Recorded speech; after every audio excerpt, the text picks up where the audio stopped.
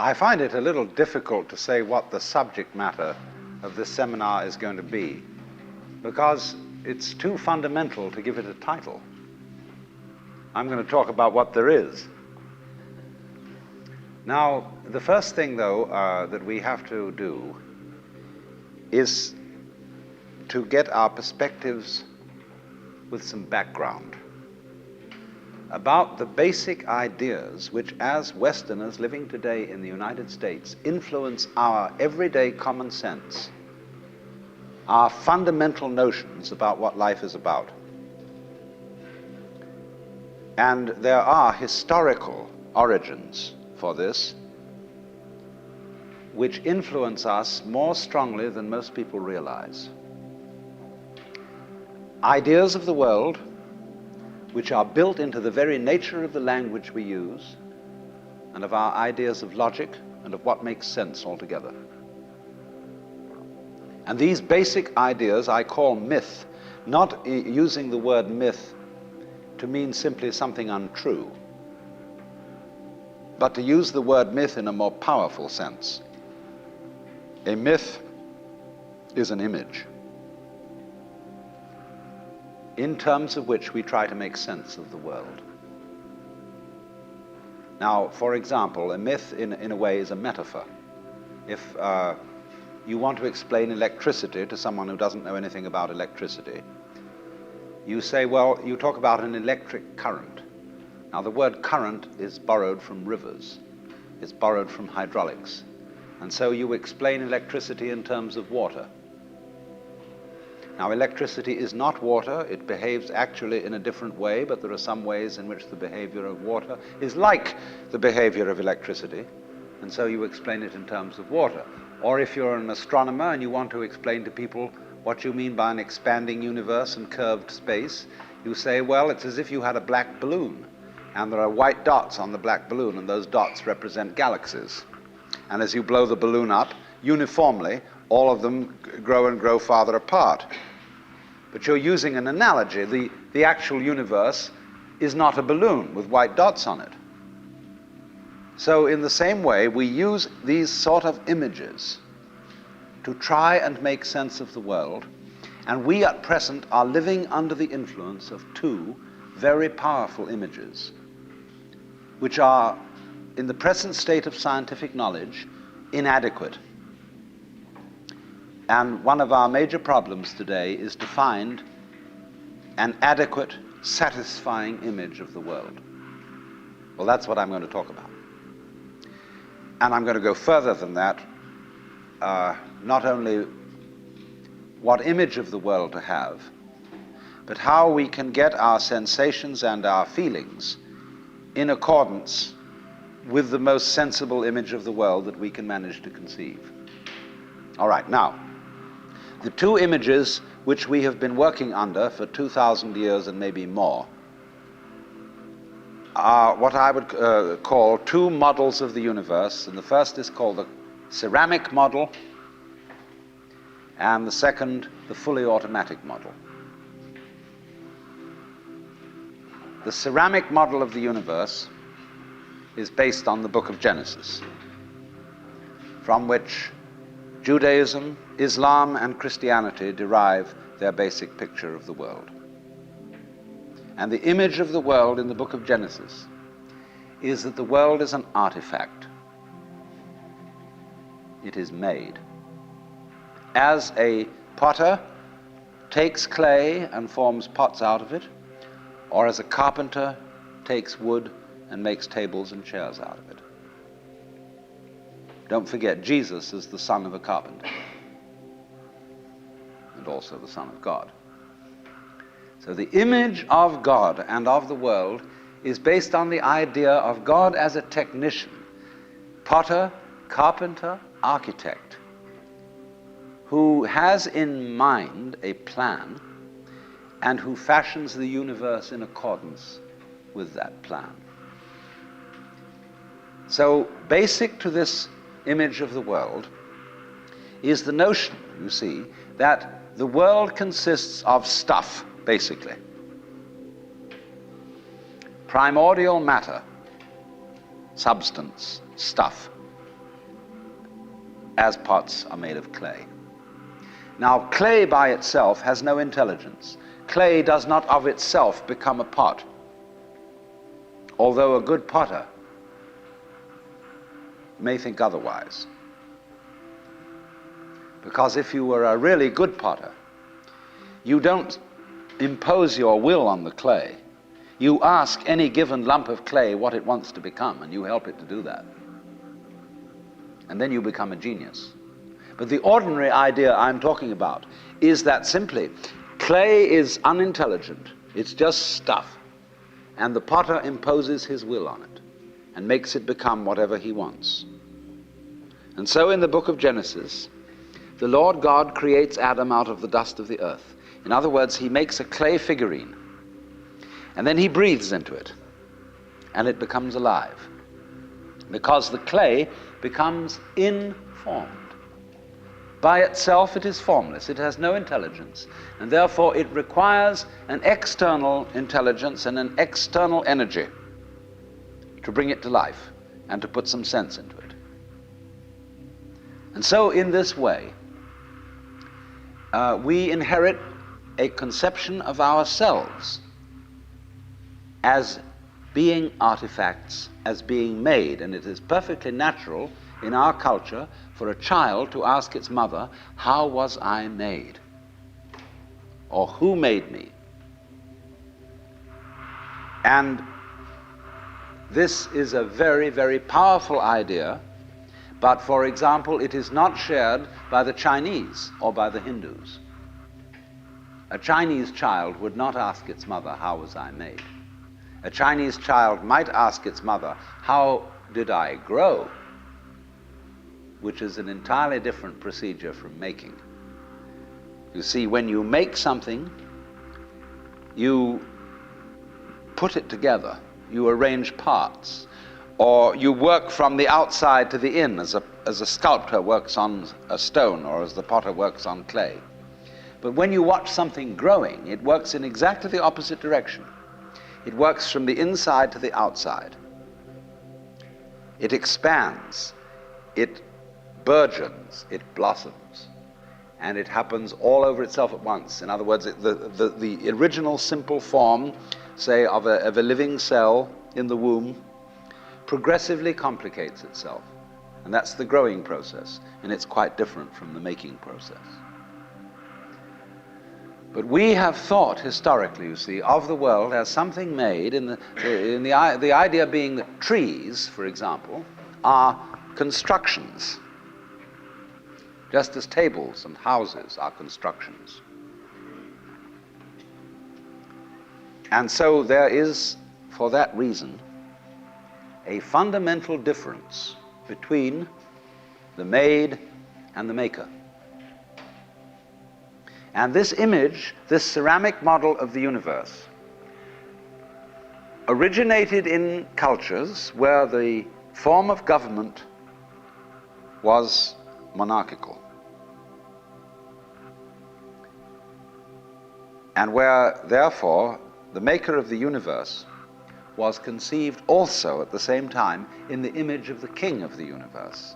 King of kings, Lord of lords, the only ruler of princes, who dost from thy throne behold all dwellers upon earth.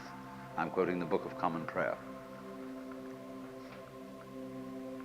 And so all those people who are oriented to the universe in that way feel related to basic reality as a subject to a king. And so they are on very, very humble terms in relation to whatever it is that works all this thing. I find it odd in the United States that people who are citizens of a republic have a monarchical theory of the universe, because we are carrying over from the very ancient Near Eastern cultures the notion that the Lord of the universe must be respected in a certain way. People kneel, people bow, people prostrate themselves. Because, and you know what the reason for all that is, that nobody is more frightened of everybody else than a tyrant. He sits with his back to the wall, and his guards on either side of him. And he has you face downwards on the ground because you can't use weapons that way. When you come into his presence, you don't stand up and face him because you might attack. And he has reason to fear that you might because he's ruling you all. And the man who rules you all is the biggest crook in the bunch. Because he's the one who's succeeded in crime. The other people are pushed aside because the criminals, the people we lock up in jail, are simply the people who didn't make it. So naturally, the real boss sits with his back to the wall and his henchmen on either side of him. And so when you design a church, what does it look like? A Catholic church with the altar as it used to be. It's changing now because the Catholic religion is changing. But the Catholic Church has the altar with its back to the wall at the east end of the church. And there, the altar is the throne, and the priest is the chief vizier of the court, and he is making obeisance to the throne in front, but there is the throne of God, the altar. And all the people are facing it and kneeling down. And a great Catholic cathedral is called a basilica, from the Greek basileus, which means king. So a basilica is the house of a king. And the ritual of the Catholic Church is based on the court rituals of Byzantium. A Protestant church is a little different, but basically the same. The furniture of a Protestant church is based on a judicial courthouse. The pulpit. The judge in an American court wears a black robe. He wears exactly the same dress as a Protestant minister. And everybody sits in these boxes. Like there's a jury box, there's a box for the judge, there's a box for this, a box for that, and those are the pews in an ordinary kind of colonial type Protestant church. So both these kinds of churches, which have an autocratic view of the nature of the universe, decorate themselves, are architecturally constructed in accordance with political images of the universe. One is the king and the other is the judge, Your Honor. There's sense in this. When in court you have to refer to the judge as Your Honor, it stops the people engaged in litigation from losing their tempers and getting rude. There's a certain sense to that. But when you want to apply that image to the universe itself, to the very nature of life, it has limitations. For one thing, the idea of a difference between matter and spirit. This idea doesn't work anymore. Long, long ago, physicists stopped asking the question, what is matter? They began that way. They wanted to know, what is the fundamental substance of the world? And the more they asked that question, the more they realized they couldn't answer it. Because if you're going to say what matter is, you've got to describe it in terms of behavior. And that is to say, in terms of form, in terms of pattern. You tell what it does. You describe the smallest shapes of it that you can see. Do you see what happens? You look, say, at a piece of stone, and you want to say, well, what is this piece of stone made of?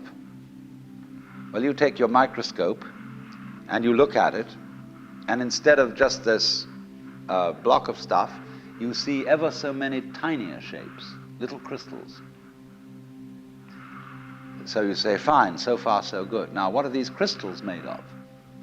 And you take a more powerful instrument, and you find that they are made of molecules.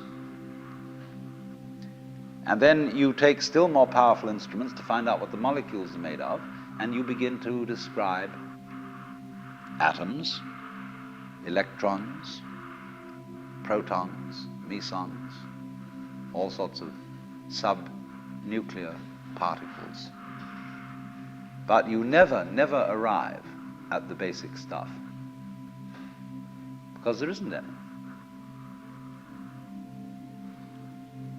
What happens is this: stuff is a word for the world as it looks when our eyes are out of focus, fuzzy. Stuff, the idea of stuff is that it's undifferentiated, it's some kind of a goo. And when your eyes are not in sharp focus, everything looks fuzzy. When you get your eyes into focus, you see a form, you see a pattern. But when you want to change the level of magnification and go in closer and closer and closer, you get fuzzy again before you get clear. So every time you get fuzzy, you go through thinking there's some kind of stuff there. But when you get clear, you see a shape. And so all that we can talk about is patterns. We never can talk about the stuff of which these patterns is supposed to be made, because you don't really have to suppose that there is any. It's enough to talk about the world in terms of pattern. It describes anything that can be described. And you don't really then have to suppose that there is some stuff which constitutes the essence of the pattern in the same way that clay constitutes the essence of pots. Clay, and so for this reason, you don't really have to suppose that the world is some kind of helpless, passive, unintelligent junk which an outside agency has to inform and make it into intelligent shapes. So the picture of the world in the most sophisticated physics of today is not formed stuff, potted clay, but pattern. A self-moving, self-designing pattern, a dance.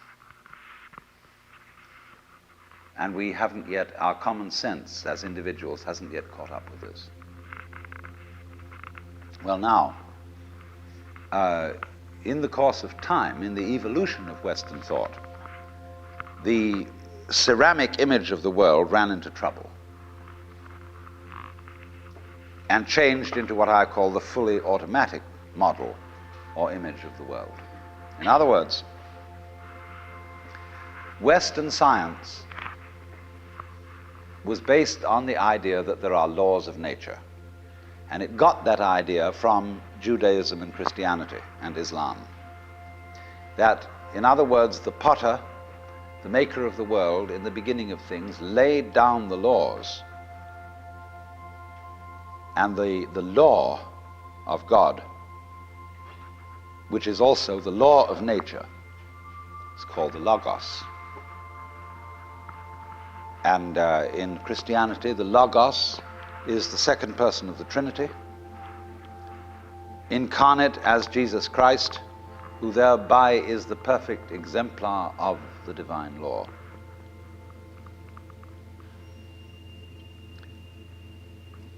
So we have tended to think of all natural phenomena as responding to laws, as if, in other words, the laws of the world were like the rails on which a streetcar or a tram or a train runs. And these things exist in a certain way, and all events respond to these laws. You know that limerick, there was a young man who said, "Damn, for it certainly seems that I am a creature that moves in determinate grooves. I'm not even a bus, I'm a tram." So, here's this idea that there's a kind of a plan, and everything responds and obeys that plan. Well, in the 18th century, Western intellectuals began to suspect this idea. What they suspected is whether there is a lawmaker, whether there is an architect of the universe. And they found out, or they reasoned, that you don't have to suppose that there is. Why? Because the hypothesis of God does not help us to make any predictions.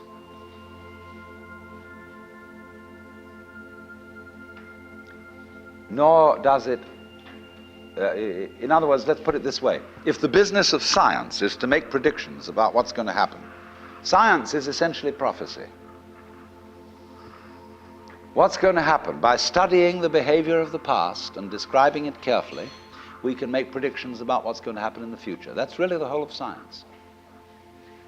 And to do this, and to make successful predictions, you do not need God as a hypothesis, because it makes no difference to anything. If you say everything is controlled by God, everything is governed by God, that doesn't make any difference to your prediction of what's going to happen. And so what they did was simply drop that hypothesis. But they kept the hypothesis of law. Because if you can predict, if you can study the past and describe how things have behaved, and you've got some regularities in the behavior of the universe, you call that law. Although it may not be law in the ordinary sense of the word, it's simply regularity. And so what they did was they got rid of the lawmaker and kept the law. And so they conceived the universe in terms of a mechanism. Something, in other words, that is functioning according to regular, clock-like mechanical principles. Newton's whole image of the world is based on billiards. The atoms are billiard balls, and they bang each other around. And so your behavior, every individual therefore is defined as a very, very complex arrangement of billiard balls, being banged around by everything else. And so behind the fully automatic model of the universe is the notion that reality itself is, to use the favorite term of 19th century scientists, blind energy.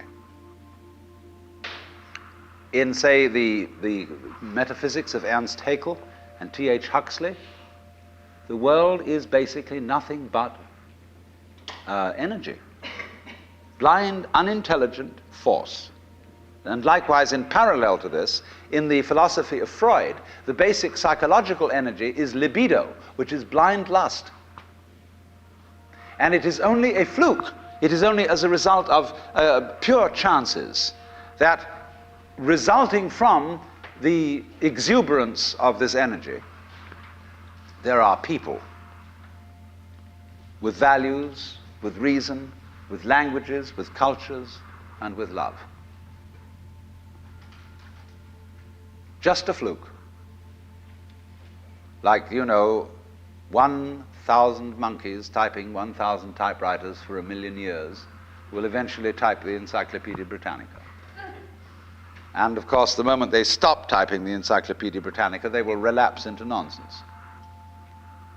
And so in order that that shall not happen, because you and I are flukes in this cosmos, and we like our way of life, we like being human, if we want to keep it, say these people, we've got to fight nature, because it'll turn us back into nonsense the moment we let it. And so we've got to impose our will upon this world as if we were something completely alien to it from outside. And so we get a culture based on the idea of the war between man and nature. And we talk about the conquest of space, the conquest of Everest. And the great symbols of our culture are the rocket and the bulldozer. The rocket.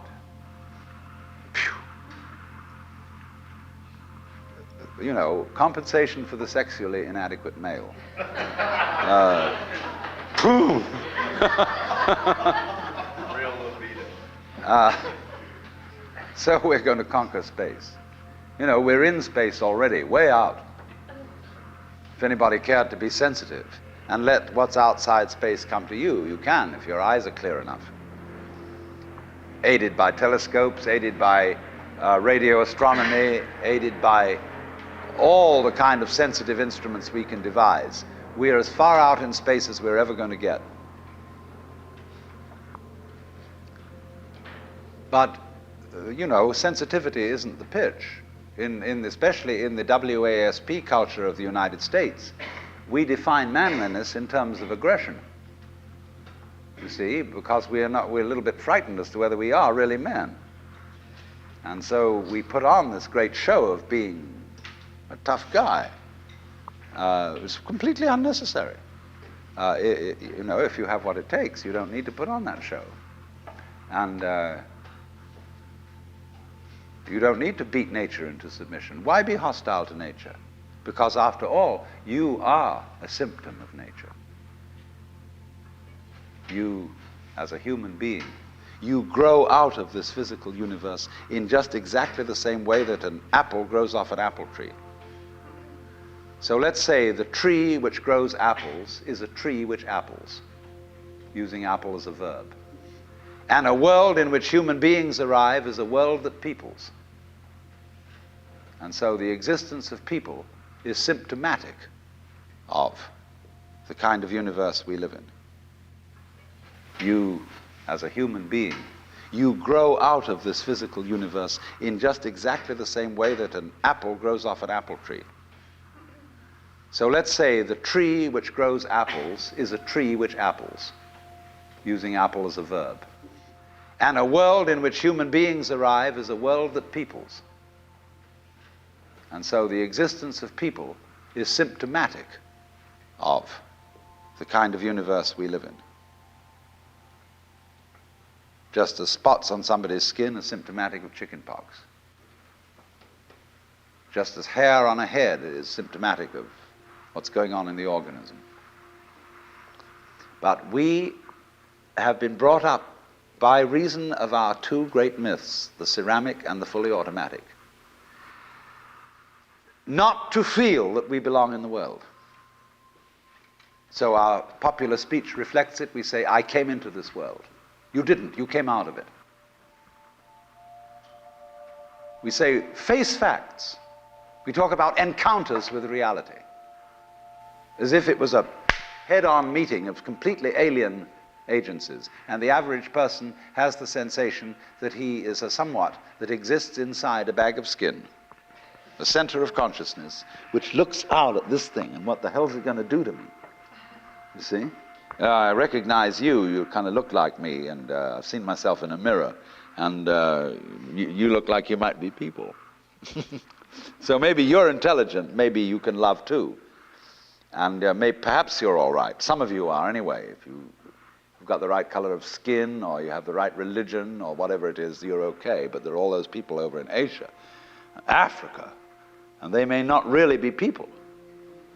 When you want to destroy someone, you always define them as unpeople.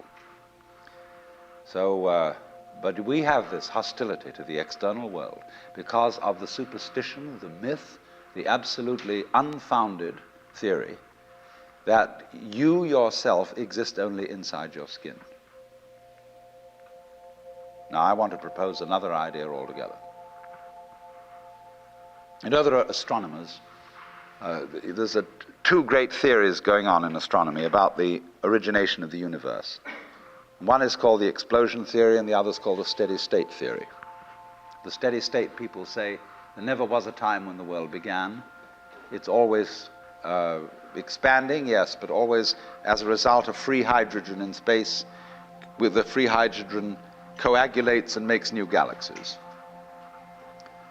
But the other people say there was a primordial explosion, an enormous bang millions of years ago, billions of years ago, which flung all the galaxies into space. Well, let's take that just for the sake of argument and say that was the way it happened.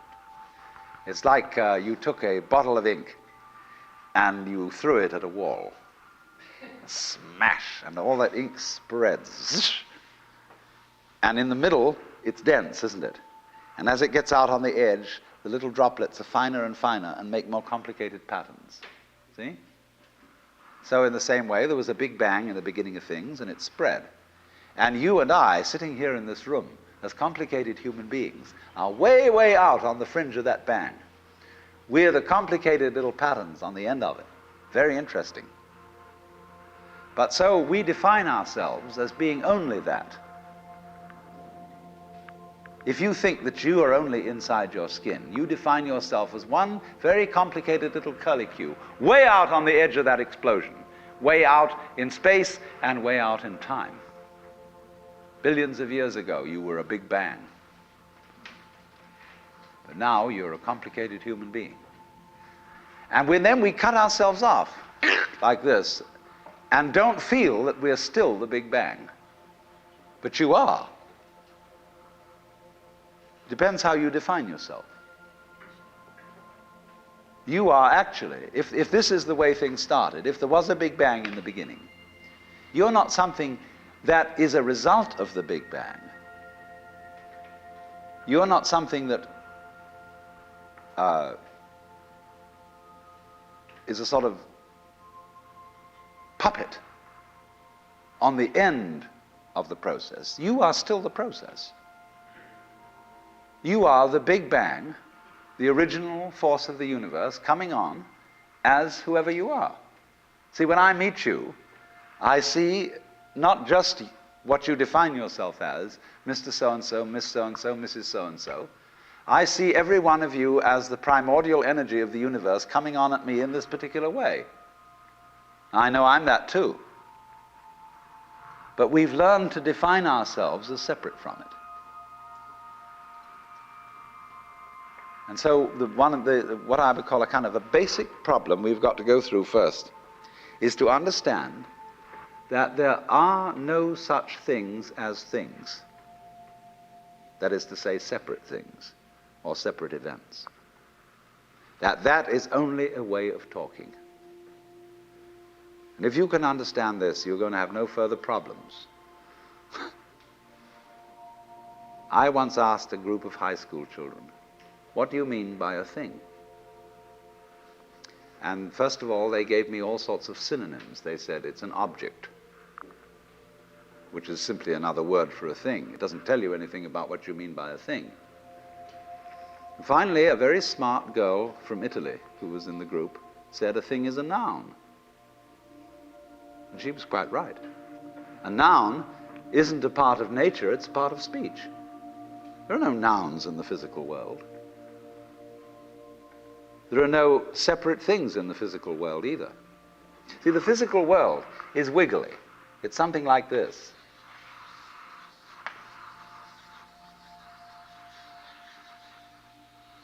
Maybe that's a cloud. But clouds, mountains, trees, people are all wiggly. And only when human beings get working at things, they build buildings in straight lines and try and make out that the world isn't really wiggly. But here are we sitting in this room all built on straight lines, but each one of us is as wiggly as all get out. Now then, when you want to get control of something that wiggles, it's pretty difficult, isn't it? You try and pick up a fish in your hands, and the fish is wiggly and it slips out. What do you do to get hold of a fish? You use a net. And so the net is the basic thing we have for getting hold of the wiggly world. And so if you want to get hold of this wiggle, you've got to put a net over it. You see? Now what's going to happen? A net is something regular. And I can number the holes in a net. So many holes up, so many holes across. And if I can number these holes, I can count exactly where each wiggle is in terms of a hole in that net. And that's the beginning of calculus, the art of measuring the world. But in order to do that, I've got to break up the wiggle into bits. And I've got to call this a specific bit, and this the next bit of the wiggle, and this the next bit, and this the next bit of the wiggle. And so these bits are things or events. Bits of wiggles, which I mark out in order to talk about the wiggle, in order to measure it, and therefore in order to control it. But in nature, in fact, in the physical world, the wiggle isn't bitted. Like you don't get a cut-up fryer out of an egg. But you have to cut the chicken up in order to eat it. You bite it. But it doesn't come bitten. So the world doesn't come thinged. It doesn't come evented. You and I are all as much continuous with the physical universe as a wave is continuous with the ocean. The ocean waves, and the universe peoples.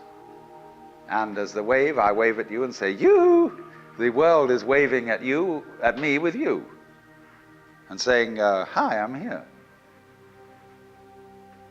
But our consciousness, the way we feel and sense our existence, being based on a myth that we are made, that we are parts, that we are things, our consciousness has been influenced so that each one of us does not feel that.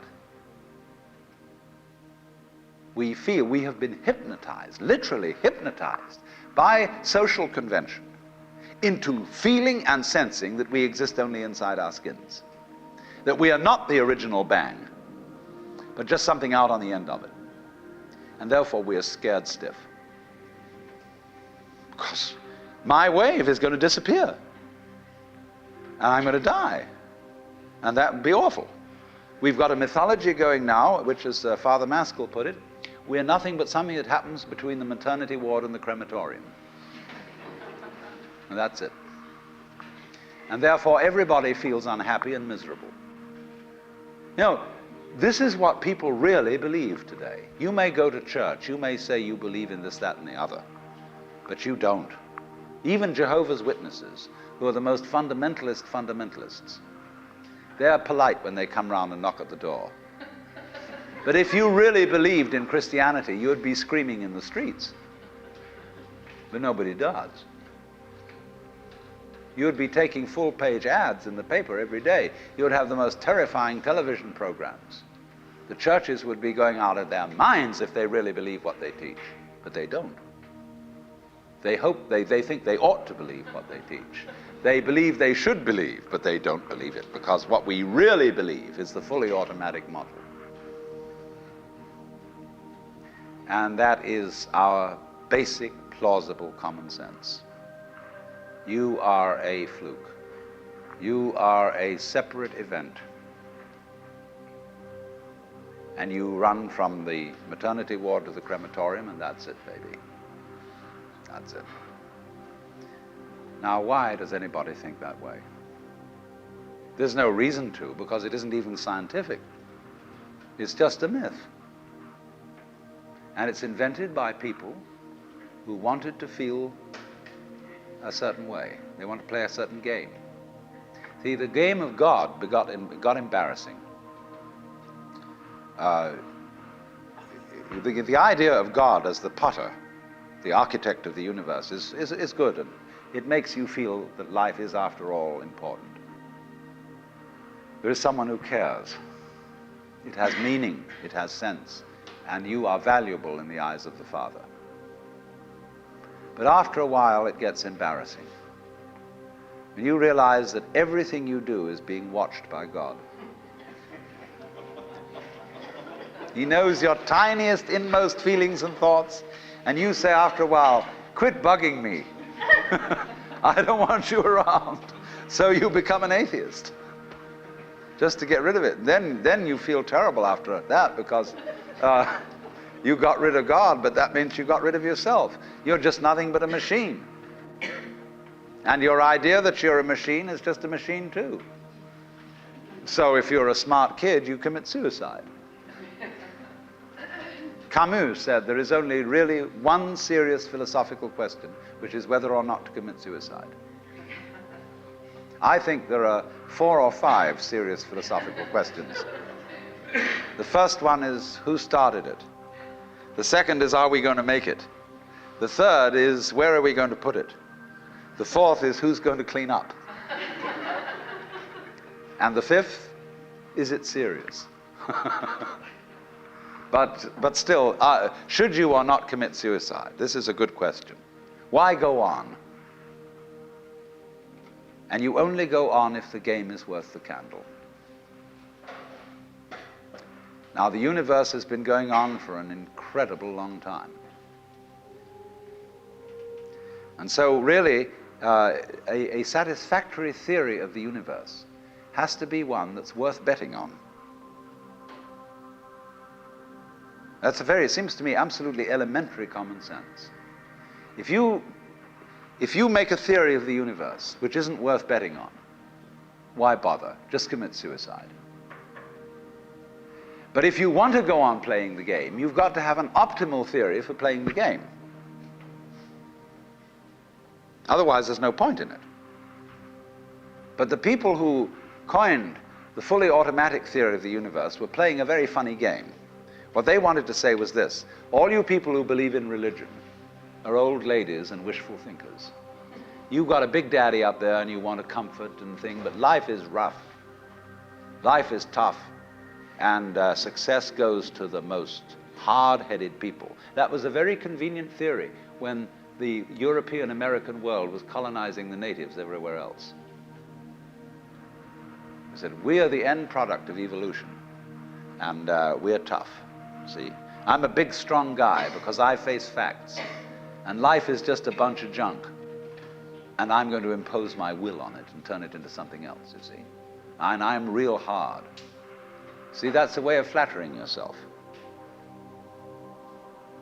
And so it has become academically plausible and fashionable that this is the way the world works. In academic circles, no other theory of the world than the fully automatic model is respectable. Because if you're an academic person, you've got to be an intellectually tough person. You've got to be prickly. See, there are basically two kinds of philosophy.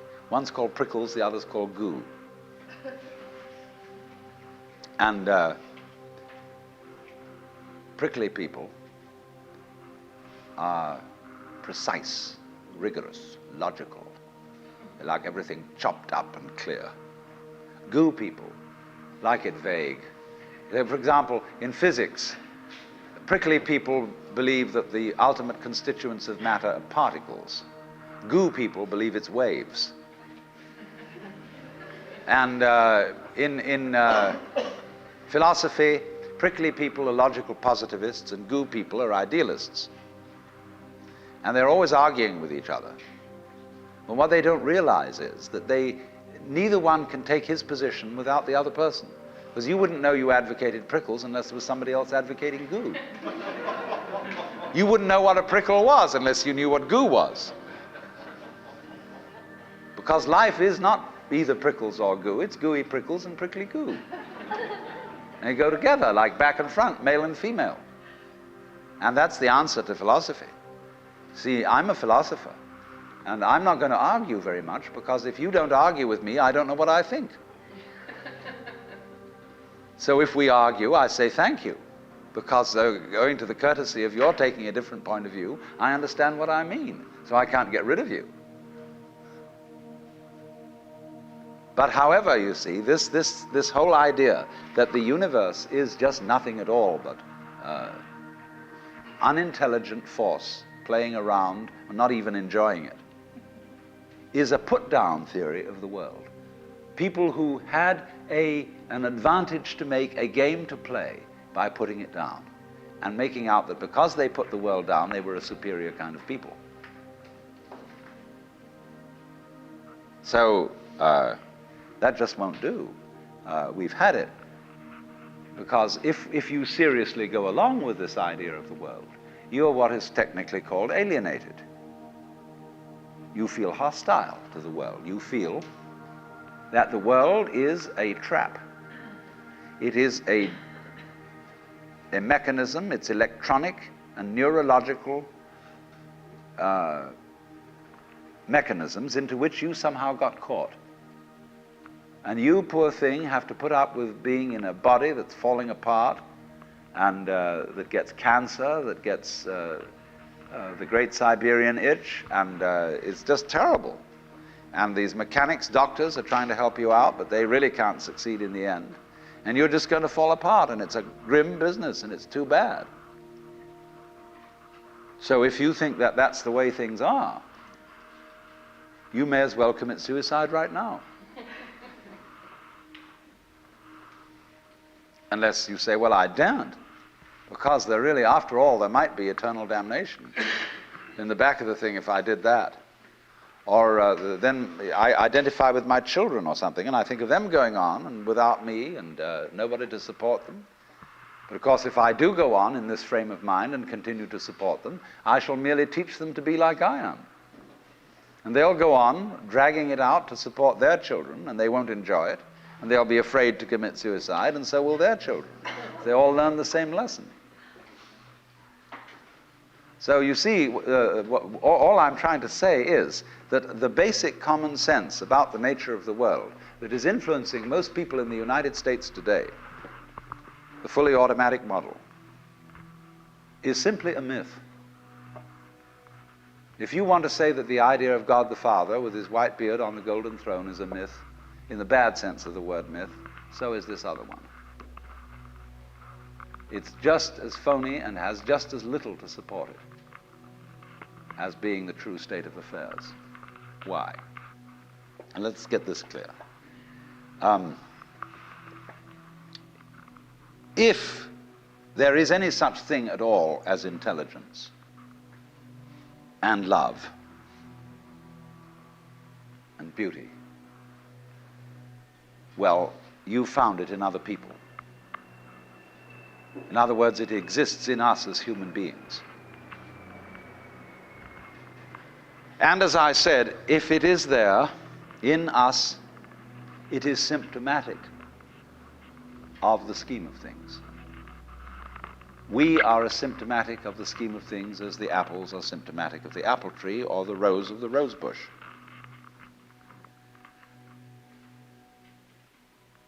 The earth is not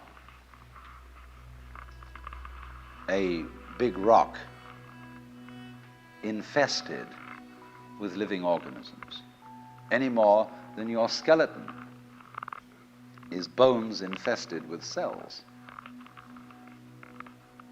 The earth is geological, yes, but this geological entity grows people. And our existence on the earth is a symptom of the solar system and its balances, as much as the solar system in turn is a symptom of our galaxy.